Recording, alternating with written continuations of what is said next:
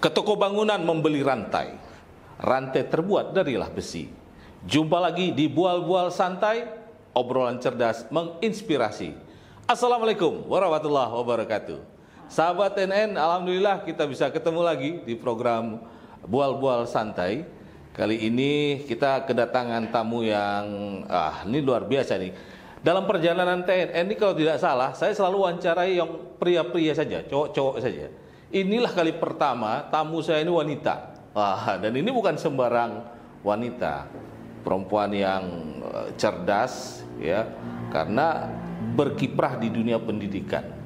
Nah, tamu kita kali ini adalah Ibu Dr. Nur Hafni MPD. Assalamualaikum, Bu. Wah, luar biasa ini bisa kehadiran Ibu Dokter. Dokter tapi kepala sekolah. Kepala sekolah SMA Negeri 16 ya, Bu ya? Iya, SMA 16. Wah, itu di mana itu SMA 16? Sepertinya nggak ada di peta. Ada di peta. Ada di peta ya. Ada di Jalan Pramuka Ujung. Jalan Pramuka Ujung.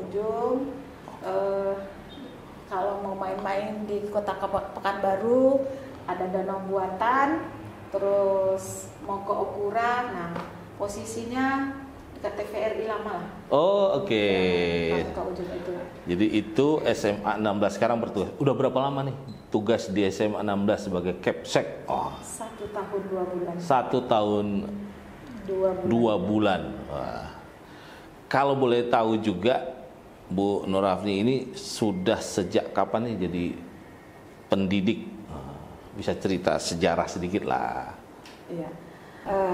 Alhamdulillah, memang darah yang mengalir ke tubuh saya itu adalah seorang pendidik, karena ayahanda saya almarhum juga seorang guru dan kepala sekolah dulu pada masanya. Ya, kemudian saya menjadi guru itu sebenarnya masih SMA, saya sudah mendidik anak-anak, tapi anak-anak taman kanak-kanak sudah jadi guru. Saat itu saya memberikan guru tari. Jadi saya sekarang udah punya murid, mungkin murid saya itu udah punya anak dan punya cucu kan. Cucu murid ya. Cucu murid.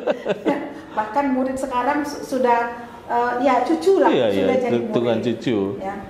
Dan kemudian saya menjadi guru tetap yayasan di SMA PGRI yang di Jalan Pandan sejak tahun 1993. 93 jadi, sudah ngajar di PGRI. Di PGRI. Guru yayasan, guru tetap yayasan, dan kemudian saat itu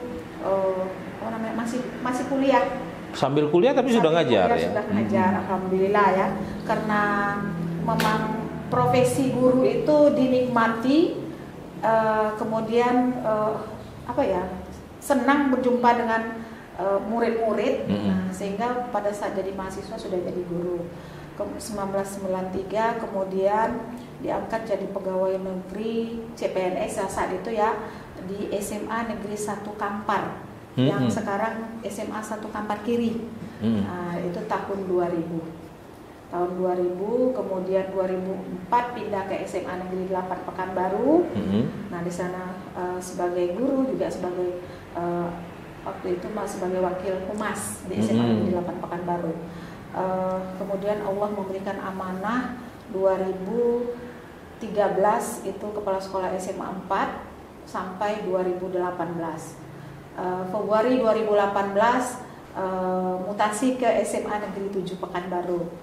Sampailah Oktober 2023, dan Oktober 2023 diamanahkan menjadi kepala sekolah SMA Negeri Plus Provinsi Riau sampai akhir Desember, dan dipindah ke SMA Negeri 16 Pekanbaru sampai sekarang. Ya. Wah, ini sudah keliling banyak sekolah ini Ibu Nur Hafni ini, dari pusat kota ya kan sampai ke sekolah yang statusnya plus, sekarang agak ke pinggiran ini. Di pinggir Pekanbaru ya. Nah, ada yang menarik nggak kalau dari pengalaman jadi kepala sekolah katakanlah di lokasi yang kota, pusat kota ya, kemudian berstatus plus, itu apa yang kira-kira hal yang yang menarik atau yang berbeda dari karakteristik anak didiknya itu? Ya, ya karena tadi itu cinta terhadap profesi seorang guru, dan saya menikmati itu, dan memang bermacam-macam. Di SMA PGRI berbeda, di SMA Kampar juga berbeda, karena karakteristik siswa, ya kondisi ekonomi, sosial, dan geografi juga mempengaruhi. Kemudian di SMA 8, SMA 4, 7, dan plus sampai sekarang SMA 16 itu berbeda-beda. Jadi tinggal kita bagaimana seni memimpin. Ya, kita sesuaikan di mana bumi dipijak, situ langit dijunjung. Nah, jadi sesuai dengan karakteristik siswa, kemudian juga sesuai dengan letak ekonomi, geografis, ya mulai tadi katakan mulai dari yang plus kayak gitu kan, sampai kepada yang sekarang terletak di pinggiran. Namun dalam hal ini semuanya tergantung seni tadi yang disebut seni memimpin. Kita lihat dulu kondisi seperti apa peserta didik kita, dan kemudian SDM-nya, sumber daya manusianya, Bapak Ibu gurunya. Nah, disitulah kita lakukan. Dan alhamdulillah ini yang membuat saya motivasi. Saya sudah 2 kali dapat hadiah umroh. Ya. Hadiah itu ya? Hadiah. Reward dari pemerintah pada saat itu 2011. 2011. Itu waktu masih tugas di mana itu? Di SMA 8. SMA 8. Guru berprestasi sampai tingkat nasional, dapat oleh Kota Pekanbaru hadiah umroh, dan kemudian 2015 juara 3 kepala sekolah berprestasi tingkat nasional tahun 2015 itu dapat hadiah umroh juga dari Kota Pekanbaru, karena pada saat itu kan SMA masih kewenangannya Kota Pekanbaru. Masih kota ya sampai SMA. Waktu 2015. Nah, kemudian dari Kementerian Pendidikan dan Kebudayaan memberikan bermacam reward, ya sampai short course ke Korea Selatan. Wah, ya, ini sudah pernah ketemu artis Korea berarti. Sampai ke Korea Selatan ya. Nah, itu di Korea Selatan kunjungan saja atau ada dibuat agenda ke sekolahnya atau apa gitu? Dibuat agenda ke sekolahnya.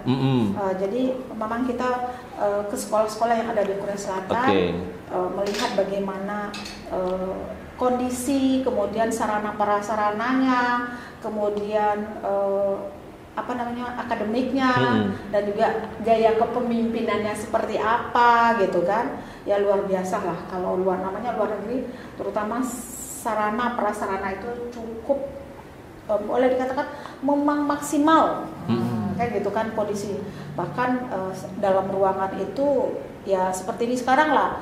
Teknologi itu sudah menjadi hal biasa bagi anak-anak, dan tentu guru-guru harus juga lebih luar biasa menggunakan teknologi. Nah, tuh jadi kita diberikan kemarin pelatihan, kemudian bagaimana memimpin, bagaimana caranya memajukan dunia pendidikan, bagaimana caranya ya belajar lah kita di sana. Ya, di sana ya. Apa yang bisa kita terapkan di khususnya di Indonesia dan Pekanbaru gitu. Ya, itu tuh berbeda ya kondisinya. Tapi mana yang bagus itu kita ambil, dan kalau bisa kita terapkan. Jadi seperti itu yang kemarin pada saat itu. Sampai di Korea Selatan itu ya. Wah, asik banget tuh bisa melihat perbandingan pendidikan di sana dengan di sini. Tapi terlalu jauh nggak perbedaannya? Ya, kalau dalam sarana prasarana jauh ya, kalau sarana prasarana ya. Kalau di sana memang saya tanya pada saat itu kita diajarkan bahasa Korea ya. Kemarin tuh ingat sekali ya bahasa Korea. Nah, pada saat kita bincang dengan kepala sekolah di sana, memang kepala sekolah itu hanya fokus manajemen.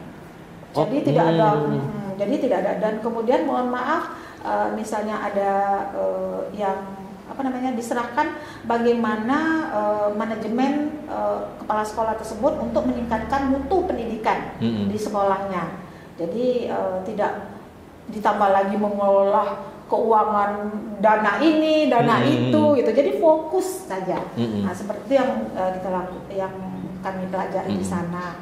Dan kemudian juga fokus kepada tenaga pendidiknya, bagaimana memotivasi tenaga pendidik, kemudian dengan orang tua siswa, ya, kemudian dengan peserta didiknya. Itu memang tapi luar biasa saya pernah berkata gini, andai saya diberi sekolah seperti ini mungkin akan mengguncangkan dunia. Begitu.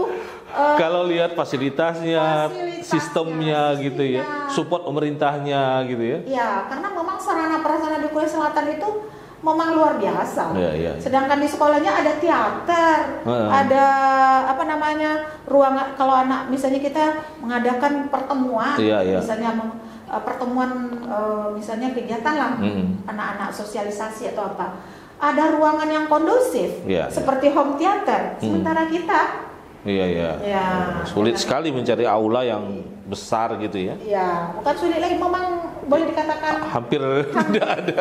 Hanya 1-2 sekolah barangkali bisa memuat sedemikian banyak ya hallnya gitu ya. Oke. Nah, kembali ke tanah air. Realitas yang dihadapi saat ini. Menurut Bu Nur Hafni, apa sih tantangan terbesar sekarang yang dihadapi pendidik di era teknologi informasi seperti sekarang gitu ya?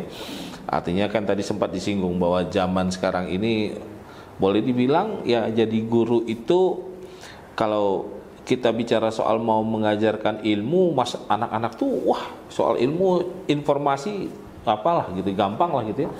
Tapi apa yang masih menjadi kunci penting pendidikan dan menjadi tantangan sekarang kalau menurut Bu Nur Hafni ini?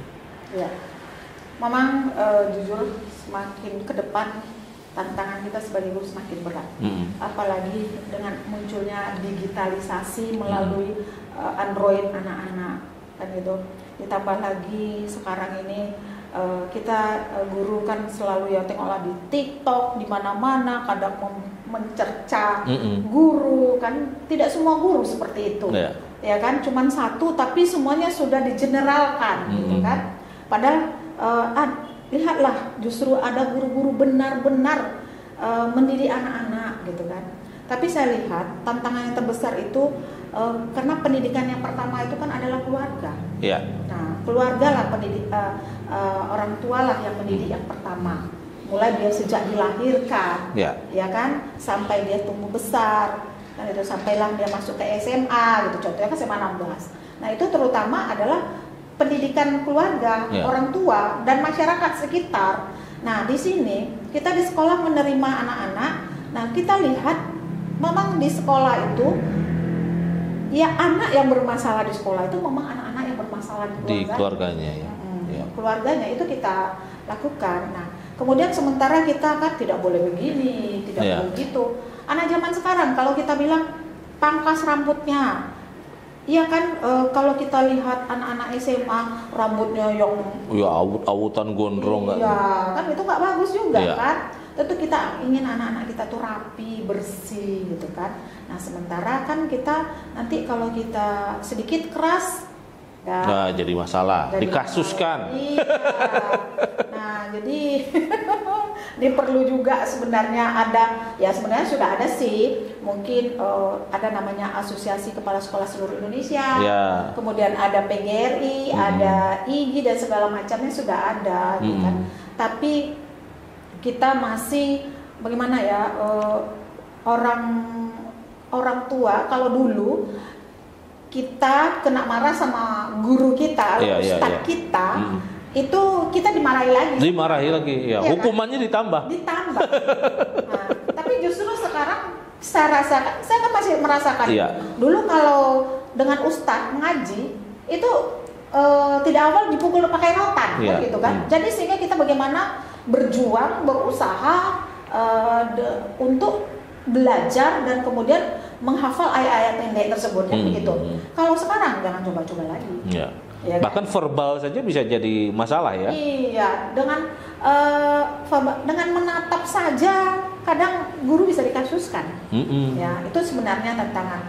Tapi tantangan itu tidaklah menjadi kita lemah, tidaklah menjadi kita surut ke belakang. Tetap kita jalani, kita ingatkan, dan saya sampaikan kepada guru, pendidikan tidak perlu kejar target kan gitu. Yang paling utama pendidikan adalah karakter. Kita bentuk karakter anak dulu. Kalau kita ingin anak kita disiplin dulu. Nah, jadi kalau kita berkarakter, nah anak-anak akan ikut. Gitu. Walaupun dari sekian anak ada satu atau dua orang yang agak sedikit melenceng dari aturan kita, nah itu tinggal kita kita rangkul mereka, kita pelajari mereka, kita tanyakan ke mereka. Contoh kemarin di SMA 16 saya buka saja, anak tersebut kebetulan saya memberikan sedikitlah nasihat. Karena ini adalah ibu kalian di sekolah. Kalau ibulah tempat, kalau tidak ibu, kenapa tidak ada orang yang akan menasihati? Nah ternyata ada satu anak yang kebetulan mungkin entah kenapa bersuara, terus saya lihat, nah kebetulan rambutnya panjang. Kemudian saya tanya, dia memang dari keluarga yang tidak mampu. Jadi dia bilang, kenapa belum pangkas rambut? Saya tidak ada uang. Nah, kan gitu. Nah, disinilah disinilah saya kenal, sehingga dia punya ayah, punya ibu, tapi tidak bersama ayah ibu, tapi bersama neneknya. Oke. Iya. Nah, sehingga ini kita perlu, kalau kita tahu kondisi anak, karakteristik anak, tentu kita tidak langsung main marah ya. Kita tanya dulu, anak ini kenapa seperti ini? Nah, kita tanya dulu. Nah, sehingga nantinya anak-anak kita itu kita tunjuk ajar lah. Ya kan, kalau tidak ada, kalau main pangkas-pangkasan anak-anak ini kan bisa juga nih. Ya. Kan pasti ya dari anak SMA kan tentu udah pandai ya main pangkas-pangkasan. Gitu. Kalau memang tidak ada biaya untuk itu kan. Nah, itu mungkin ini perlu juga pertama pendidikan itu adalah karakter. Itu yang paling utama. Jadi itu Ibu sebagai kepala sekolah mencoba untuk menjadikan persoalan pendidikan karakter itu sesuatu yang penting ya untuk sekolah. Ya karena kalau ilmu atau pengetahuan gampang dicari ya zaman sekarang ya. Tapi kalau membentuk karakter itu kan nggak bisa main sulap gitu. Jadi baik gitu nggak ada. Nggak ada itu. Kita menanamkan dulu karakter dan kemudian kalau ilmu ya apalagi dengan kecanggihan. Tinggal mengarahkan tinggal mereka searching. Kemudian mau apa kan bisa ya, tapi juga harus bijak menggunakannya. Disitulah pendidikan karakter tadi penting kan. Jangan begitu dibuka dapat informasi, pelajari dulu, baca dulu, pelajari dulu, dan cek apa ini benar atau tidak informasi ini. Itu kita perlu juga kan mempelajarinya. Itu yang kita terapkan ke anak-anak. Seperti itu yang kita lakukan karena kalau anak kita berkarakter, kalau anak kita memang disiplin, kalau anak kita memang terutama nih bagi yang muslim melakukan sholat, apalagi kalau sudah maghrib anak-anak itu mengaji, kemudian mengerjakan mungkin kalau ada tugas-tugas dari guru atau belajar. Habis itu kan ada program Kementerian 7 Kebiasaan Anak Indonesia Hebat. Iya. Ini sekarang ada program baru yang harus dijalankan ya. Kan harus bangun pagi. Nah, supaya bangun pagi itu supaya apa? Sholat subuh kan? Iya. Nah, itu yang muslim, sholat subuh, sempatlah dia sarapan. Nah, itu salah satunya. Kemudian kan tidur cepat. Nah, supaya apa? Kalau anak-anak ini tidur cepat, tentu dia akan bangun pagi. Nah, kalau dia tidurnya lambat, tentu juga orang tua nih perlu perhatian kepada anak-anaknya. Jadi sesuai dengan 7 kebiasaan anak Indonesia Hebat itu adalah suatu hal yang bagus ya, sarapan gitu kan, makan dulu supaya pada saat proses pembelajaran dia tidak teringat untuk pergi ke kantin atau jadi dia fokus dalam pembelajaran. Itu yang perlu. Itu untuk siswa ya, tapi kan juga guru ini merupakan salah satu bagian terpenting juga suksesnya pendidikan di Indonesia. Nah, kalau dari sisi guru-guru di sekolah ya, dari yang pernah Ibu pimpin gitu ya. Nah, sekarang ini apa kendala terbesar yang mereka hadapi? Dan kalau kita lihat sekarang kan jumlah guru itu juga kabarnya banyak yang pensiun tapi sulit untuk perekrutan baru. Nah, itu tantangan berat juga itu kan? Ya, tantangan berat satu, ini mata pelajaran BMR terutama Budaya Melayu Riau. Itu kan ada di luar. Itu kita guru BMR itu tidak ada yang memang betul-betul tamat dari situ. Kemudian akhirnya guru mungkin guru apa sajalah yang bisa nyambung, kemudian juga guru ini otodidak belajar dari buku untuk mengajarkan budaya Melayu Riau tersebut. Walaupun ada namanya MGMP Budaya Melayu Riau, jadi musyawarah guru mata pelajaran BMR. Jadi dia bertemu, disitulah dia mengembangkan kompetensinya. Nah itu. Dan di SMA 16 nih guru bahasa Inggris tuh 48 jam. Ya, memang sangat, kita guru yang pensiun itu terus setiap tahunnya, namun penambahan guru yang sesuai dengan mata pelajaran yang diampu atau pemerataan guru itu belum sempurna. Tapi alhamdulillah ini sudah mulai ada karena ada guru P3K ya. Nah, itu bisa membantu kita di satuan pendidikan. Yang kurang ada juga mata pelajaran yang masih kurang di contoh di SMA 16 pada saat itu, saat saya di SMA Plus juga di SMA 7. Tapi mudah-mudahan ini akan segera teratasi dengan pengangkatan guru P3K ini. Karena kita sekarang kan tak boleh mengangkat guru walaupun kurang. Oh gitu ya, nggak boleh. Jadi pandai kita lah mengemasnya, bukan mengemas ya, membagi jam kerja guru itu, pembagian tugas mengajarnya guru-guru tersebut. Nah, mana yang contoh guru kewirausahaan, dia kan kekurangan jam, ya, kita berdayakanlah dia untuk ngajar yang lain. Nah, seperti itu teknisnya lagi kita lakukan untuk di sekolah mengatasi persoalan kekurangan tadi. Kalau di SMA 16 sekarang guru P3K udah ada yang nambah yang masuk? Sudah. Berapa orang itu? Bertambah 6 orang. 6 orang. Ya, guru BK, guru TIK, kemudian ada geografi. Nah, guru geografi juga kurang kita. Jadi ada beberapa mata pelajaran yang masih kurang. Yang mudah-mudahan lah nanti pemerintah bisa membantu di mana guru-guru yang kurang bisa didistribusikan ke sana. Sesuai dengan data Dapodik lah. Dapodik ya. Ya, ini menarik ya perbincangannya, tapi kayaknya ini kopi udah dari tadi kita letak ini belum kita sentuh, Bu Nur Amni. Sesuai dengan iya, kalau bual-bual itu santai sambil ngopi. Mari kita. Ini kopi khas Total Kopi. Oh. Harum ya. Harum.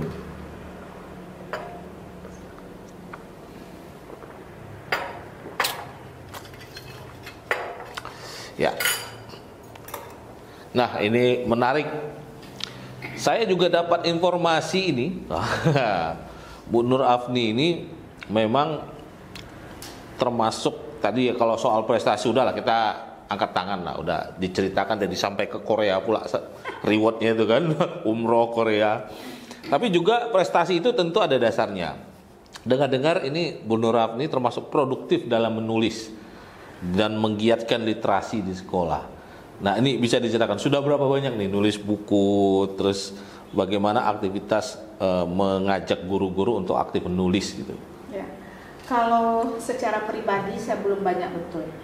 Ya, karena ya menulis itu perlu fokus, perlu suatu tempat yang memang kita dalam kondisi lagi mood lah, mood ya. Gitu. Tapi kalau dalam kondisi banyak hal yang nah, itu sulit menulisnya. Iya. Ya, tapi alhamdulillah saya sudah beberapa menulis. Kemarin juga Carmina ASEAN saya juga ikut menulis pantun. Kemudian ada satu buku yang saya tulis strategi sekolah sahabat keluarga. Karena pada saat itu saya di SMA 4 dan SMA 7 mendapat penghargaan dari kementerian sebagai di SMA 4 sekolah keren dan di SMA 7 sebagai sekolah sahabat keluarga. Nah, dari situ saya menyusun buku bagaimana mewujudkan sekolah sahabat keluarga tersebut. Ya. Dan kemudian ada beberapa puisi dan pantun yang saya buat dan itu sudah terbit ber-ISBN ya, itu secara pribadi. Dan saya menulis di beberapa koran ya, salah satunya Riau Pos Opini, tapi masih kurang lah dengan orang-orang yang lain. Tapi masih sempat menulis. Ya. Tapi dalam hal ini saya lebih banyak mengajak guru dan peserta didik terutama anak-anak untuk menulis. Ya, ini program namanya literasi. Karena saya salah satu pengurus dari gerakan literasi, kalau di Riau ketua gerakan literasi sekolah dan juga pengurus literasi di pusat. Nah, kemudian di sini saya mengajak bagaimana anak-anak mampu menulis, untuk menulis itu kita harus banyak membaca. Ya, betul. Ya, karena untuk dengan banyak membaca kita akan bertambah ilmu kita dan kemudian kita akan mampu menulis dan menuangkannya. Nah, di sini saya udah lupa ya berapa jumlahnya. Di SMA 4 juga sudah banyak judul buku-buku yang diterbitkan melalui SBN. Juga di SMA 7 kalau nggak salah ada lebih kurang 22 judul buku. Nah, cuman di SMA Plus hanya karena sebentar ya, tugas. Nah, untuk di SMA 16 nih, karena untuk membentuk karakter dulu saya belum, tapi sudah ada tulisan-tulisan siswa. Nah, kondisinya terkait kalau kita ISBN mencetak ini kan perlu dana dan biaya. Juknisnya bos nggak ada, tidak benar kan. Jadi itu kendalanya.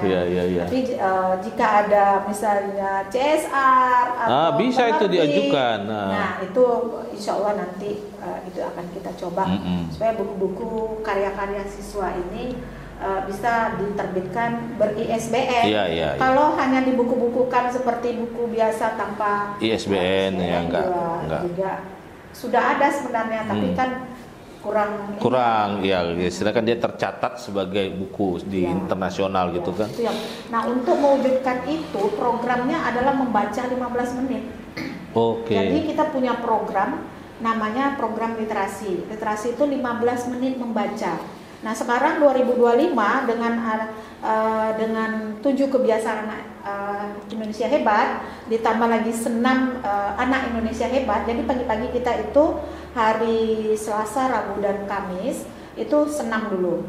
Senam lebih kurang 10 menit ya, kemudian anak masuk kelas dan kita mulailah dengan program literasi. Literasinya pertama sebelum literasi kita imta mengaji.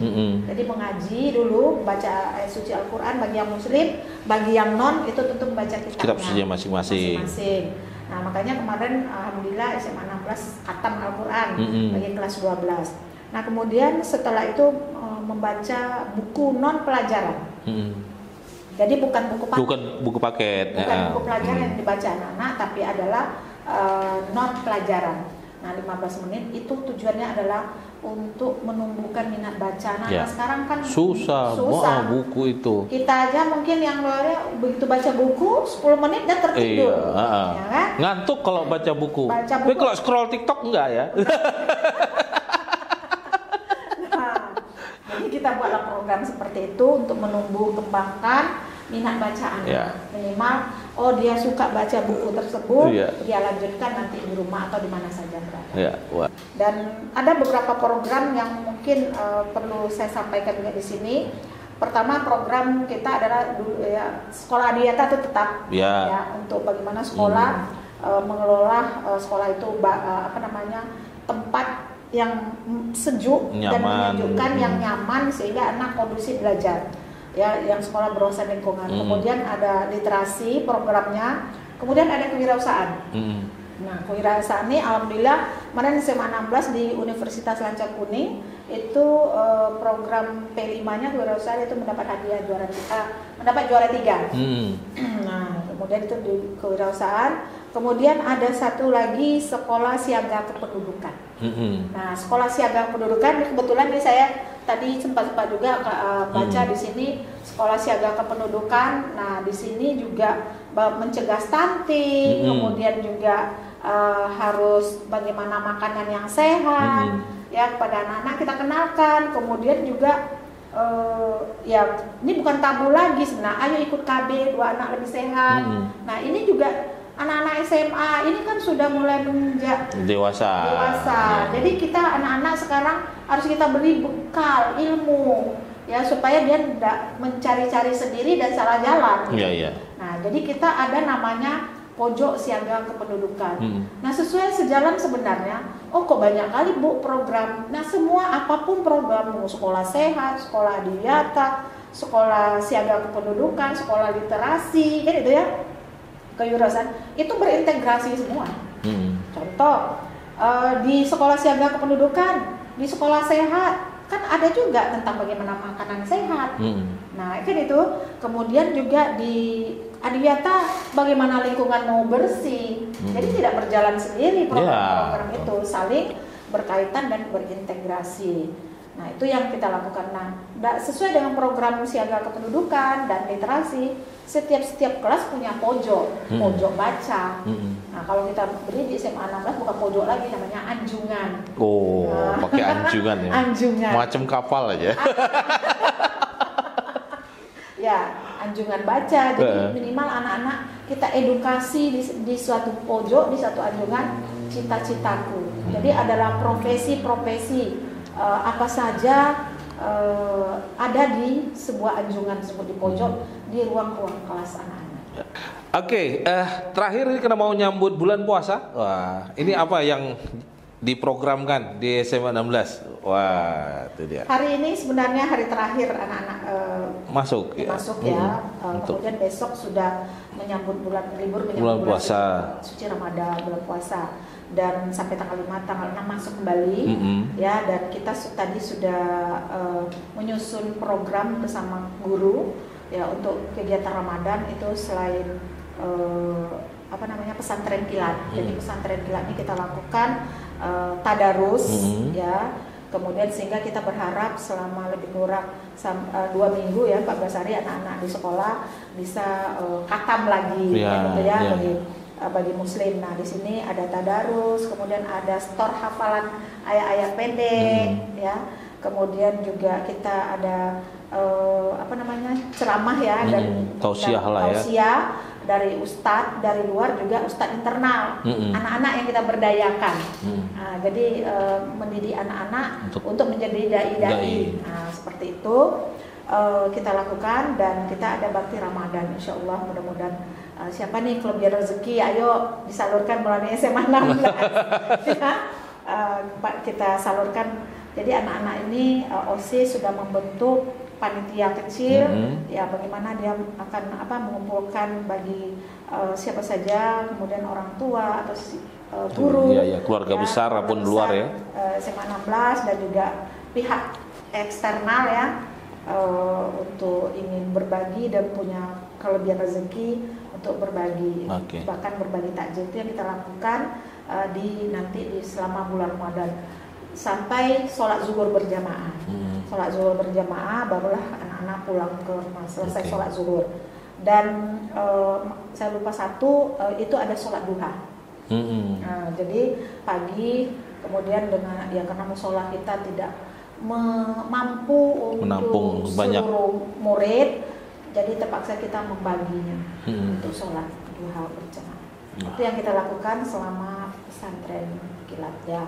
Mohon dukungan lah dari segala pihak, terutama orang tua siswa, karena tadi saya sampaikan selain membawa mukena juga membawa sejadah gitu kan, karena juga tikar sholat kita juga belum memenuhi semuanya, karena ruangan kecil, musolanya masih kecil, tidak cukup, ditambah ruangan sebelahnya ada labor. Itu yang akan kita berdayakan untuk sholat zuhur berjamaah. Dan bagi yang non itu sudah ada gurunya, dibagi juga tugas sesuai dengan agamanya masing-masing. Ya. Tetap ada kegiatan di bulan Ramadan. Baik, Bu Nur Hafni, terima kasih sudah bersedia untuk berbagi pengalaman di sepanjang karir sebagai pendidik dan juga jadi kepala sekolah. Mudah-mudahan ini menjadi inspirasi sesuai dengan tagline kita. Ini obrolannya mencerdaskan dan menginspirasi. Kita berharap figur Bu Nur Hafni ini bisa jadi inspirasi yang lain juga. Amin. Baik, sahabat TNN, demikian obrolan kita, bual-bual santai kita bersama Ibu Dr. Nur Hafni, MPD, Kepala Sekolah SMA Negeri 16 Pekanbaru. Mudah-mudahan banyak yang bermanfaat bagi Anda. Dan terima kasih sekali lagi. Kita berbicara dulu. Assalamualaikum warahmatullahi wabarakatuh. Waalaikumsalam.